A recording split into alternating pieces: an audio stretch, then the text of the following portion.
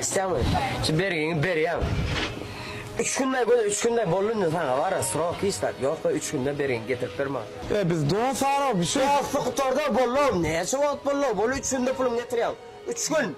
3 gün. Ya gayret et o. Ya sen biz doğa sağlam.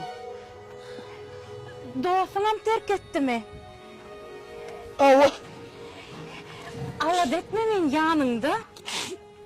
Gelme daha mı yanımda o. Hayran hala. Çayımı satmalı oğlum. Sonra da senin yanımdadır. 10 mal kurdular o. Sonra da senin yanımdadır. Yıkılıp ayağımı dövdürdüm. Sonra da senin yanımdadır. Maşinimi atlandı. Sonra da senin yanımdadır. İçim ünlü. Sonra da senin yanımdadır. Ama doğası beni terk etti. Sonra da senin yanımda. Şimdi ben bir neticeye geldim. Şu bağır bela beter, sen molonun için geliyorum. Gayret et git ayı oyunu. Gayret et. Şu dağıtlarda bir giremde bir çıkayım. Bundan sonra gelir. Sen mi bu pıtı bucurluk? Sen molonun için geliyorlar. Sen de bir insanların geliyor, böyle mi? Sevgimiz ne mi? Sevgi var ama sevgi.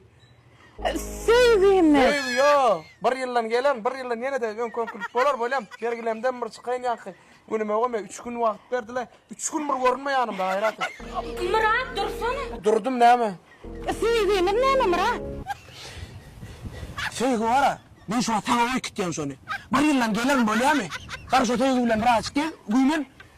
Olmaz. Hiç tatlım. Hiç de koyayım hep bilem o. Bir ye hem mi tatlımdan değil mi o? Bak gayret et. Bak. Benden sevgi. Yıktın gel bari git ya. Ne olmuş kayda? Ne olmuş yok ya. Dursana Murat.